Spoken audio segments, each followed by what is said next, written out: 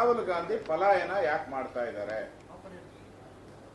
ಮತ್ತೆ ಕೇಂದ್ರ ಸರ್ಕಾರ ಪದೇ ಪದೇ ಹೇಳಿದೆ, ನೀವು ಎಷ್ಟು ಗಂಟೆ ಬೇಕಾದರೂ ಚರ್ಚೆ ಮಾಡಿ, ಯಾರ್ಯಾರು ಬೇಕಾದರೂ ಚರ್ಚೆ ಮಾಡಿ. ಇದೆಲ್ಲ ಪ್ರಜಾಪ್ರಭುತ್ವದಲ್ಲಿ ಮಾಡೋದು. ಅದನ್ನು ಬಿಟ್ಬಿಟ್ಟು ಅಲ್ಲಿ ಕಾಕ್ರೋಚ್ ಪಾರ್ಟಿ ಅವರೂ ಸಂಧಾನಕ್ಕೆ ಬರಲ್ಲ, ಇವರು ಪಾರ್ಲಿಮೆಂಟ್ ಒಳಕ್ಕೆ ಹೋಗಲ್ಲ. ಅಂದ್ರೆ ಮ್ಯಾಚ್ ಫಿಕ್ಸಿಂಗ್ ಇವರು ಇಬ್ಬರು. ಕಾಕ್ರೋಚ್ ಜೊತೆ ಮ್ಯಾಚ್ ಫಿಕ್ಸಿಂಗ್ ಮಾಡ್ಕೊಂಡಿರೋ ರಾಹುಲ್ ಗಾಂಧಿ ಅಂದ್ರೆ ದೇಶ ವಿರೋಧಿ ಚಟುವಟಿಕೆಯನ್ನ ಮಾಡತಕ್ಕಂಥ, ಕಮ್ಮಕ್ಕು ನೀಡ್ತಾ ಇರತಕ್ಕಂಥ ಸಂಸ್ಥೆಗಳ ಜೊತೆ ರಾಹುಲ್ ಗಾಂಧಿ ಶಾಮೀಲಾಗಿರ್ತಕ್ಕಂಥದ್ದು ಸ್ಪಷ್ಟ. ಕರ್ನಾಟಕದಲ್ಲೂ ಕೂಡ ವಿದ್ಯಾರ್ಥಿಗಳ ಬಗ್ಗೆ ಬಹಳ ಮಾತಾಡ್ತಾರೆ, ವಿದ್ಯಾರ್ಥಿಗಳೇ ದೇಶದ ಭವಿಷ್ಯ ಅಂತೇಳಿ. ಈ ಕ್ರಿಕೆಟ್ ಅಮಾಯಕ 11 ಜನ ಬಲಿಯಾದ್ರಲ್ಲ ಯುವಕರು, ಎಲ್ಲೋಯ್ತು ತನಿಖೆ? ಮುಚ್ಚಾಕ್ಬಿಟ್ರಿ, ತನಿಖೆನ ಮುಚ್ಚಾಕ್ಬಿಟ್ರಿ, ಜೈಲಿಗೆ ಕಳಿಸಿದ್ದಾರೆ.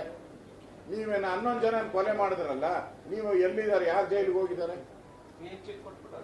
ಯಾರು ಜೈಲಿಗೆ ಹೋಗಿದ್ದಾರೆ? ಒಬ್ರು ಜೈಲಿಗೆ ಹೋಗಿಲ್ಲ, ಒಬ್ರಿಗೂ ಶಿಕ್ಷೆ ಆಗಿಲ್ಲ. ಅಮಾನತ್ ಮಾಡಿದ್ರಿ, ಅಮಾನತ್ತೆಲ್ಲ ವಾಪಸ್ ಆಯ್ತು. ರಾಜಕೀಯ ಮಾಡ್ತಾ ಇದ್ದೀರಾ, ರಾಜಕೀಯ ಪಿತೂರಿ ಯುವಕರ ಹೆಸರಲ್ಲಿ. ಇದು ಬಹಳ ದಿನ ನಡೆಯಲ್ಲ. ಸತ್ಯಾಸತ್ಯತೆ ಹೊರಗಡೆ ಬರ್ತದೆ. ಈ ಯಾರು ಪ್ರತಿಭಟನೆ ಮಾಡ್ತಾ ಇದ್ದಾರೆ, ಇವ್ರಿಗೆ ಯಾವ ದೇಶದಿಂದ ಹಣ ಬರುತ್ತೆ, ಎಷ್ಟು ಹಣ ಕೊಟ್ಟಿದ್ದಾರೆ, ಯಾರ್ಯಾರು ಕೊಟ್ಟಿದ್ದಾರೆ, ಇದೆಲ್ಲ ಮುಂದಿನ ದಿನಗಳಲ್ಲಿ ಬಯಲು ಬಂದೇ ಬರ್ತದೆ. ಇದು ದೇಶ ವಿರೋಧಿ ಚಟುವಟಿಕೆಗೆ ಬೆಂಬಲ ಮಾಡ್ತಾ ಇರೋ ರಾಹುಲ್ ಗಾಂಧಿ ಅವರಿಗೆ ಜನ ಪಾಠ ಕಲಿಸ್ತಾರೆ. ಪೊಲೀಸ್ ಕಮಿಷನರ್ ಅವರಿಗೆ ಈಗ ಹೈಕೋರ್ಟ್ ಆದೇಶ ಗಮನಕ್ಕೆ ಬಂದಂಗೆ ಕಾಣಿಸುತ್ತೆ. ಇಷ್ಟು ದಿನದಿಂದ ಪೊಲೀಸ್ ಕಮಿಷನರ್ ಅವರಿಗೆ ಹೈಕೋರ್ಟ್ ಆದೇಶದ ಪ್ರತಿಯನ್ನು ನಾವು ನೋಡಿರ್ಲಿಲ್ಲನೋ, ನೆನ್ನೆ ನೋಡಿರ್ಬೇಕು, ಅದಕ್ಕೆ ರಿಯಾಕ್ಟ್ ಮಾಡಿದ್ದಾರೆ ಅಂತ. ಕಾಂಗ್ರೆಸ್ ಪರವಾಗಿ ನಿಂತಂತ ಪೊಲೀಸರು ಇವತ್ತು ಬಿಜೆಪಿಗೆ ಮಾತ್ರ ಇಲ್ಲಿ ಫ್ರೀಡಂ ಪಾರ್ಕ್ ಅಲ್ಲೇ ಪ್ರತಿಭಟನೆ, ಕಾಂಗ್ರೆಸ್ ಅವರಿಗೆ ರಾಜ್ಯ ಎಲ್ಲ ಪ್ರತಿಭಟನೆ. ಡಬಲ್ ಸ್ಟ್ಯಾಂಡರ್ಡ್ ಅನ್ನ ಪೊಲೀಸ್ ಕಮಿಷನರ್ ಅವರು ಬಿಡಬೇಕು. ಕಾನೂನು ಎಲ್ಲರಿಗೂ ಒಂದೇ. ಈ ಸರ್ಕಾರ ಇನ್ನೊಂದು ಒಂದೂವರೆ ವರ್ಷ ಇರ್ತದೆ ಅಷ್ಟೇ. ಅದ್ರ ಮಧ್ಯೆನೇ ಡಮಾರ್ ಅಂತ ಎಗರೋದ್ರೂ ಹೇಳಂಗಿಲ್ಲ, ಎಗರೋದ್ರು ಎಗರೋಗ್ಬೋದು. ಈ ಮಂತ್ರಿಮಂಡಲ ರಚನೆ ಆಗಿ ಗೊಂದಲ ಕ್ರಿಯೇಟ್ ಆದ್ರೆ ಸರ್ಕಾರನೇ ಬಿದ್ದೋಗ್ಬೋದು. ಅದರಿಂದ ಪೊಲೀಸ್ ಅಧಿಕಾರಿಗಳು ನಿಷ್ಪಕ್ಷಪಾತವಾಗಿ ನಡ್ಕೊಬೇಕು. ನೆನ್ನೆ ಘಟನೆಯಲ್ಲಿ ನೀವು ನಮ್ಮ ಬಸ್ ಇದನ್ನ ಪೊಲೀಸ್ ವ್ಯಾನ್ ಅನ್ನ ಕಾಂಗ್ರೆಸ್ ಆಫೀಸ್ ಮುಂದೆ ತಗೊಂಡು ಹೋಗದೆ ಇದ್ರೆ ಈ ಘಟನೆನೇ ಆಗ್ತಾ ಇರಲ್ಲ.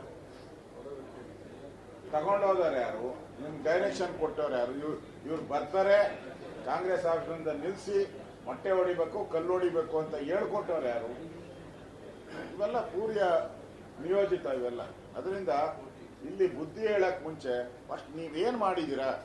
ನೀವು ಕಮಿಷನರ್ ಆದ್ಮೇಲೆ ಎಷ್ಟು ಈ ತರ ಅರೆಸ್ಟ್ ಮಾಡಿದೀರಾ? ಅವ್ರ ಮೇಲೆ ಎಷ್ಟು ಕೇಸ್ ಹಾಕಿದೀರಾ? ಯಾವ ಕೋರ್ಟ್ ಅಲ್ಲಿ ಇದೆ? ಆ ಕೋರ್ಟ್ ನಂಬರ್ ಎಲ್ಲ ಬಿಡುಗಡೆ ಮಾಡಿ ಆಮೇಲೆ ಬಿಜೆಪಿಯವರು ಬುದ್ಧಿವಾದ ಹೇಳಿ.